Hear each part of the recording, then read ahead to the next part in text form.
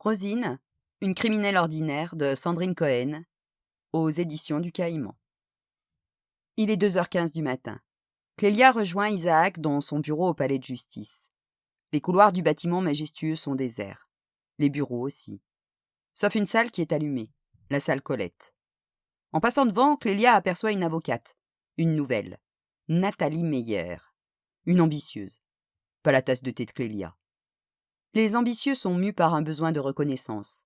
Ils sont dangereux car ils se font passer avant les criminels qu'ils défendent. Ils les objectivisent. Clélia est une idéaliste en plus du reste.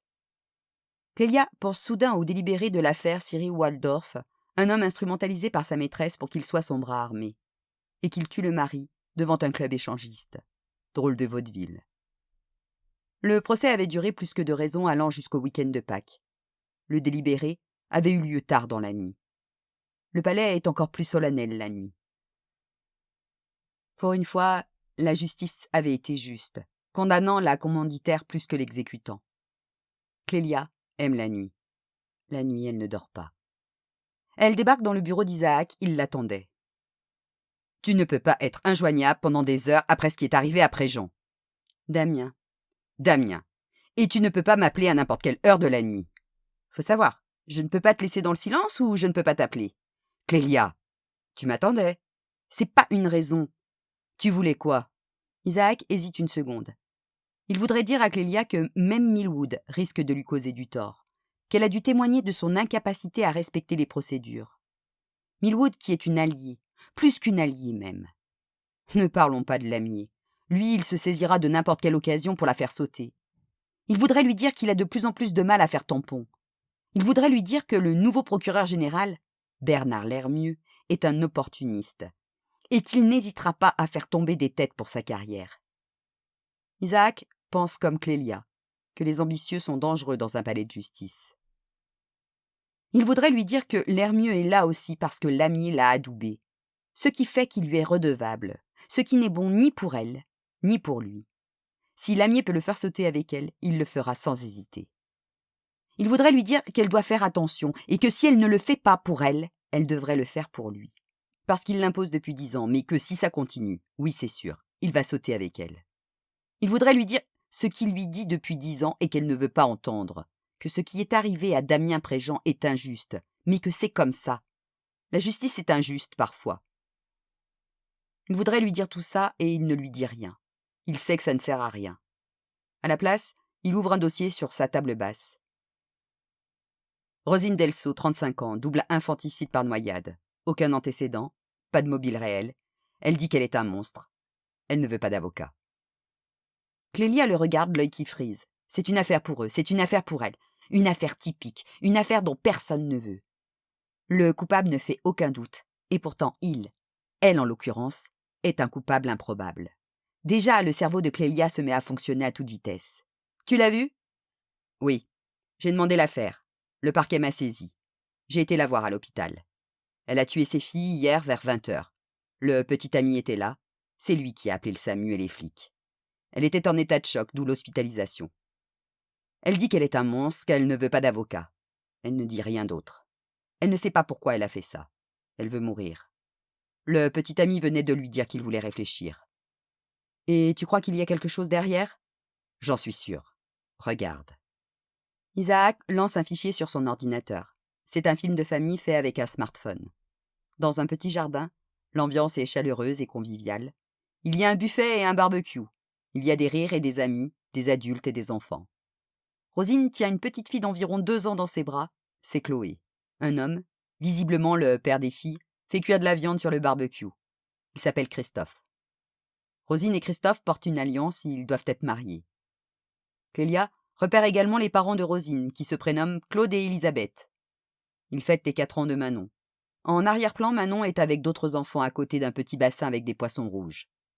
Soudain, Rosine sursaute.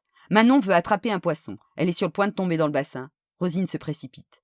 D'un bras, elle tient fermement Chloé contre elle. De l'autre, elle attrape Manon et la repousse loin du bassin. La petite pleure, effrayée par la violence de la réaction de sa mère. Claude récupère sa petite fille et se moque gentiment. Rosine, elle ne va pas se noyer dans 10 centimètres d'eau. Rosine est une mère poule, c'est sûr. Tout le monde rit. Rosine fait un mea culpa comique. Elle s'adresse à Nadine, la personne qui filme. « Tu ne vas pas mettre ça sur Facebook ? Je vais me gêner. » Elles éclatent de rire. Christophe regarde sa femme. C'est la fin de la vidéo. La dernière image est celle de Rosine qui tient ses 2 filles contre elle. L'image d'une mère aimante, d'un bonheur familial. 2 ans plus tard, elle les noie, toutes les 2. Qui aurait pu le dire ? Personne. Clélia est déjà en train d'élaborer des théories. Tu as raison, elle les aime. Développe. Isaac connaît bien les fulgurances de Clélia. Pour elle, parfois les choses sont évidentes même quand elles sont invisibles à l'œil nu. Clélia le regarde, un sourire au coin des lèvres. Elle sait qu'il a presque 70 ans, même s'il ne les fait pas. Elle sait qu'il a toujours cette lumière dans le regard et une élégance en général. Elle sait qu'elle lui doit tout. Elle sait qu'elle ne lui rend pas la vie facile. Elle sait qu'elle devrait faire attention. Elle sait qu'elle adore ces moments où leurs esprits conjoints se mêlent dans une émulation intellectuelle et intuitive. Elle les aime. Elle a vu la grande tomber alors qu'elle lui tournait le dos. Elle n'a pas lâché la petite. Elle n'est pas d'accord avec son père. Elle a peur de l'eau. Tu dis qu'elle les a noyés ? C'est bizarre. Je suis d'accord. Autre chose ? Son père se moque, même si ça fait rire tout le monde, peut mieux faire comme réaction. Sa mère ne bouge pas. Elle est malade ? Je ne sais pas. Peut-être. Elle est morte l'année dernière. Ok. Quoi d'autre ? Le père des enfants soupire quand sa femme a peur et c'est le grand-père qui récupère sa fille et sa petite-fille. Il est hors course. Ils ont divorcé juste après. Je vois que tu as déjà bien travaillé. Elle m'a touché. Elle travaille dans une PMI, elle s'occupe d'enfants. Elle a un profil Facebook lumineux, un peu fleur bleue. Son nouveau petit ami a dit qu'il voulait réfléchir, mais quand même, ça ne justifie pas qu'elle tue ses 2 filles, filles dont elle poste des photos tous les dimanches. Je suis d'accord. Elle ne veut pas parler, elle assume, elle ne revendique rien. Elle ne sait pas ce qui s'est passé. Tu affirmes ? Je suggère. Tu lui as posé la question ? Oui, bien sûr. À la question « Qu'est-ce qui s'est passé ?», elle répond en boucle. J'ai tué mes filles, je suis un monstre. Elle ne tient pas le discours classique, je ne comprends pas comment j'ai pu faire ça, je ne sais pas ce qui s'est passé justement, et en même temps, elle ne donne pas de raison, aucune justification. Elle ne fait même pas le lien avec son petit ami qui voulait réfléchir. C'est moi qui le fais à cause de son audition à lui. Elle m'a dit « Il voulait partir ». Mais en réponse au lien que je fais, moi, comme si elle voulait me donner raison, j'ai même cru entendre un point d'interrogation après partir. Donc ce que je sais réellement, c'est qu'elle a tué ses filles, c'est tout. Et je voudrais savoir ce qui s'est vraiment passé, soit entre eux, soit plus vraisemblablement en elle. Pourquoi cette femme aimante, qui n'a même pas une contravention impayée, tue ses 2 enfants ? Si tu veux, je te mets sur l'affaire. Sans toi, le procès est déjà plié avec les circonstances aggravantes. Elle sera condamnée à 30 ans sans conditionnel. Elle passera le reste de sa vie en prison, si ce n'est pas pire. Le 6 juin 2018, dans un appartement ordinaire à Aubervilliers, le jingle du journal télévisé résonne comme tous les soirs. Et comme tous les soirs, avec le son de la télévision en fond, Rosine donne le bain à ses 2 filles, Manon et Chloé, 6 et 4 ans. Sauf que ce soir n'est pas comme tous les soirs. Ce soir est un soir d'ombre, un soir où tout bascule, un soir où le monde bascule. En tout cas, celui de Rosine. Mais pour l'instant, il n'en est pas question. Pour quelques minutes encore. Il n'y a rien, ni dans l'air, ni dans le monde, qui laisse présager le drame à venir. Debout dans le salon, devant la télévision, Nicolas hésite. Il ne sait pas trop sur quel pied danser. Il vient de dire à Rosine qu'il avait besoin de réfléchir. Il adore Rosine.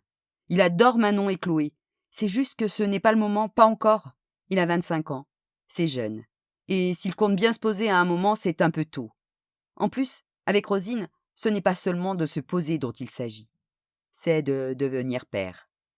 Parce que s'il reste, il devient le père de Manon et Chloé. Peut-être pas sur le papier, mais dans les faits. Elles sont à demeure. Il hésite. Et même si au fond de lui, il sent bien que quelque chose cloche, il se rassure. Elle a eu l'air de bien le prendre. Il n'a pas vu le sourire de Rosine se contracter. À peine un muscle sursauté, comme un rictus au coin de sa bouche. Une demi-seconde. Invisible à l'œil nu pour le commun des mortels. Rien. Quand même, il s'approche de la salle de bain. Rosine est accroupie près de la baignoire. Manon et Chloé sont dans l'eau, elles ont de l'eau jusqu'au nombril. Un peu plus pour Chloé. Elle rit. La mousse du bain moussant fait leur joie. Manon fait des bulles et une barbichette à sa sœur. Elle souffle et rit aux éclats. Elle chante à tue-tête, bientôt rejointe par sa mère et sa sœur. Bateau sur l'eau, ma tante y relire, bateau sur l'eau, ma tante y relire l'eau. Maman est en haut qui fait des gâteaux. Papa est en bas, fait du chocolat. Bateau sur l'eau, ma tante relire. Bateau sur l'eau, ma tante relire l'eau. Chloé fait une drôle de moue avec la bouche comme un O. Le haut de l'eau, le haut de ma tante relire l'eau. Et Daise, elle applaudit et éclabousse toute la pièce. Rosine rit. Nicolas est debout dans l'encadrement de la porte. Il hésite encore, il danse d'un pied sur l'autre, maladroit de la situation. « Tu as besoin d'aide » ? Quel con ! Mais quel con ! Bien sûr que non, elle n'a pas besoin d'aide. Elle n'a jamais eu besoin d'aide pour donner le bain à ses filles. C'est leur moment, un moment privilégié qu'il est en train de saccager. Non, elle n'a pas besoin d'aide. Elle a besoin qu'il reste. Soudain, quelque chose, quelque part, il recule même dans son cœur. « Rosine, j'ai juste dit que j'aurais besoin de réfléchir. » C'est vrai, en plus il a dit ça, il a dit « j'ai besoin de réfléchir ». Elle peut comprendre quand même, il a 25 ans, pas 35, comme elle. Et ce n'est pas si simple déjà de s'engager. Alors à 25 ans et avec 2 enfants dans la balance, oui, elle peut comprendre. Rosine ne lui répond pas, elle n'a même pas eu l'air de l'entendre. Elle a juste suspendu son geste, sa main au-dessus de l'eau pour aller chercher le shampoing au moment où il a commencé à parler. À peine une hésitation, pas même un arrêt, rien, presque rien. Rosine est déjà en train de mettre du shampoing sur les cheveux de Chloé qui commence à râler. Elle n'aime pas ça, c'est la période. C'est une période. Elle ne veut pas de shampoing. Manon regarde Nicolas avec dans son regard une interrogation. Elle sent que quelque chose ne tourne pas rond. « Rosine, tu comprends ?» Cette fois, les mains de Rosine s'arrêtent clairement sur la tête de Chloé qui, elle, arrête de râler, surprise par la contraction soudaine des doigts de sa mère sur son cuir chevelu. Le silence est un peu trop long. Manon, Chloé et Nicolas regardent Rosine dans l'attente d'une réponse, d'un mouvement, de quelque chose. La vie qui reprend. Manon se décide à briser ce silence qui devient gênant. « Maman !» Rien. Le silence à nouveau. Manon insiste, il y a un soupçon de peur dans sa voix plus aiguë. « Maman !» Rosine se reprend et sourit. Elle regarde Nicolas. « C'est pas grave. » « C'est pas grave ? C'est pas grave ? Qu'est-ce qui n'est pas grave ? Qu'est-ce que c'est que cette réponse ? Nicolas ne comprend pas, mais il a envie d'entendre que tout va bien. C'est pas grave. Elle a dit c'est pas grave, donc ce n'est pas grave. Elle a compris. Il a un peu peur, il la sait sensible. Va voir le journal, on finit, on arrive, d'accord ? D'accord. Nicolas hésite encore, pied droit, pied gauche, il a besoin qu'elle lui confirme que vraiment ce n'est pas grave. Rosine le sent et lui donne ce dont il a besoin. Ce dont il a besoin pour qu'il s'en aille, car soudain, elle veut qu'il s'en aille, là, maintenant. Elle sourit, mieux que ça, elle plaisante. C'est vrai les filles, hein ? On finit et on le rejoint. Oui, oui, oui, oui. Les filles reprennent en chœur le oui-oui de leur mère comme une boutade, une plaisanterie. Oui, oui, comme le petit personnage des livres pour enfants. Oui, oui, comme les petites filles sages. Oui, oui. Manon s'empare d'un baigneur qui flotte sur l'eau et lui fait dire oui, oui de la tête. Elle rit, Chloé aussi, qui oublie sur le champ le shampoing qu'elle n'aime pas et qui lui dégouline le long du visage, ainsi que la cicatrice mémorielle des doigts de Rosine sur son cuir chevelu. Oui, oui. Manon fait boire la tasse à son baigneur pour rire. Les 3 filles sont hilars et Nicolas sourit. Tout va bien. Alors, allez, pied gauche, il sort. Après tout, c'est vrai qu'il veut réfléchir, seulement réfléchir. Il les aime beaucoup. Ça serait bien peut-être de s'installer là. Oui, sûrement. Il sort. Rosine se crispe, quelque chose dans les épaules. Presque rien. Rien. 3 fois rien. Rince-toi les cheveux, chérie. Très contente de se rincer les cheveux, Chloé se bouche le nez et plonge la tête sous l'eau. Le regard de Rosine se fige, perdu dans un ailleurs où il n'y a rien cette fois. Pour de vrai. Rien qu'un trou noir. Chloé ressort la tête de l'eau. Rosine lui caresse les cheveux. Encore, ma chérie. Chloé se bouche à nouveau le nez et redescend en riant dans la baignoire. Sous l'eau, elle continue de sourire mais garde les yeux bien fermés. Elle n'aime pas les ouvrir. Elle a un peu peur. Pas comme Manon qui ouvre les yeux et fait déjà de la brasse coulée. C'est important pour Rosine que ses filles sachent nager. Elles ont commencé les bébés nageurs très tôt, toutes les 2. Elles sont comme des poissons dans l'eau, au sens strict. Chloé se laisse glisser sous l'eau, la main de Rosine l'accompagne. Rosine regarde sa fille sans la voir. Sa main se fait plus ferme, elle appuie. Chloé sent la pression, ouvre les yeux, s'affole. Qu'est-ce qui se passe ? Rosine plonge son autre main et même le bras dans l'eau. Elle maintient sa fille sous l'eau par une pression conjointe d'une main sur sa tête et de l'autre sur son épaule gauche. Chloé suffoque, les yeux grands ouverts. Dans un réflexe de désir de compréhension, de communication, elle regarde sa mère qu'elle ne reconnaît pas. Rosine accentue la pression. Tétanisée, Manon reste interdite, les yeux rivés sur sa mère, cette femme qu'elle non plus ne reconnaît pas, la bouche ouverte sur un cri silencieux. Chloé se débat, des bulles explosent à la surface de l'eau, des bruits de clapotis, les mains de l'enfant qui battent ses derniers instants de vie et soudain, plus rien. Le corps inerte de Chloé flotte à la surface de l'eau. Manon ne bouge pas. Entre elle et sa sœur, son baigneur flotte lui aussi. Manon respire à peine, elle voudrait disparaître. Si elle prend le moins de place possible, peut-être que maman l'oubliera. Pas pour la vie, mais pour tout de suite. Peut-être que comme ça, elle ne mourra pas. Mais non. Maman, qui n'est pas maman, se retourne vers elle. Dans les yeux de la fillette, une supplique hurlante et muette. « S'il te plaît, maman, reviens !» Rosine ne peut pas l'entendre, elle est ailleurs, dans un trou noir. La boîte noire. Un trou où il n'y a rien.